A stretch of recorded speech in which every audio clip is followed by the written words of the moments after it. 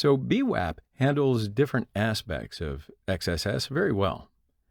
And the next example is one of them. So after logging into BWAP, choose Reflected JSON from the menu. And there's a search box on the page. So let's examine the page a little bit.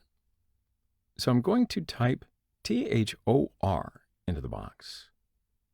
And yeah, we have that movie. It's a positive result. Now, what I type is also in the URL. The title parameter holds this value. Okay, so now let's view the source. And here's the result. The page sends JSON data. Then this data is parsed and printed to the page. All right, you ready for another? Enter IRONMAN without spaces. And a negative result comes back. But also the data is reflected. And the value is still in the URL. So view the page source again. This is my input, and it is reflected to the page. So like I did in the previous lesson, paste the HTML H1 tag. Okay, it works. And paste the NBA link. Okay, so something went wrong here. Let's view the source. The link is here. Okay, I think I found it. Did you? So the single quotes cause the problem with JSON data. So if I add backslashes before the quotes, it will work. So this problem is solved. Now, before we go any further, I do want to show you the code. So open terminal and just have a look with me. Now here, if the level is low, the title parameter is used as is. If it's not low, it is checked with a function. Then the output is generated, and scroll down. So now here is the script, and the output is added into the script. And then as you see, if the result is negative, the search term is sent back to the browser. So go back to Firefox, and we can run HTML tags entered into this field. So let's paste this tiny script. Okay, no, it doesn't work. So now to figure out what's happening, let's view the source. Because my input breaks the original script, right? Now this part is between script tags. So it can't be executed if there's, anything meaningful. And the rest is not between script tags. So the browser uses the remaining part as text. So it displays text in the page. So now type Iron Man to clear here and view the source.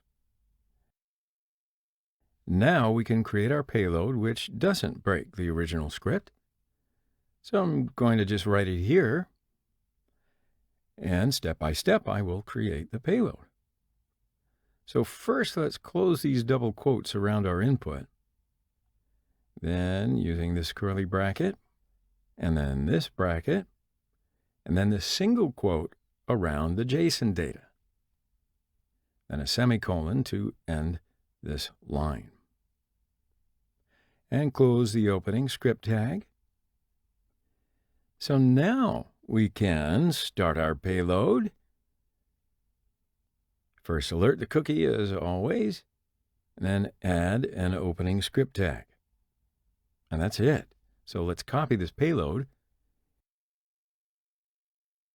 and paste it in the search box. And yeah, the JavaScript code executes. Now let's view the source to figure it out better.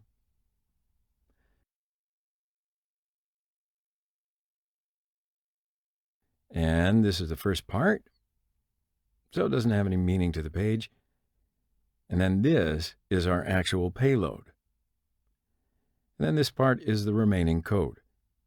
It also doesn't really have any meaning to the page. Okay, so let's go back to the page.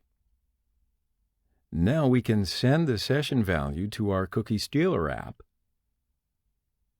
and we have the payload.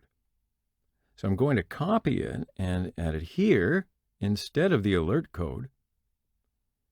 And then copy this line, open the web developer tool, paste the code into the search box, and go.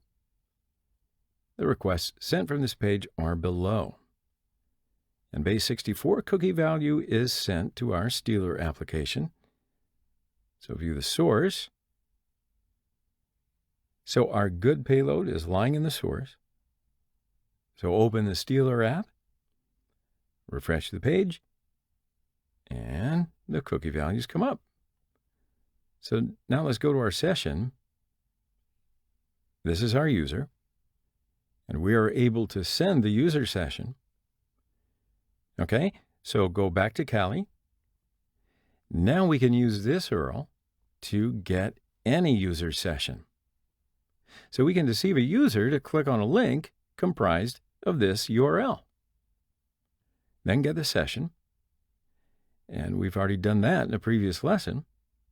So I'm going to leave that for you to do. All right?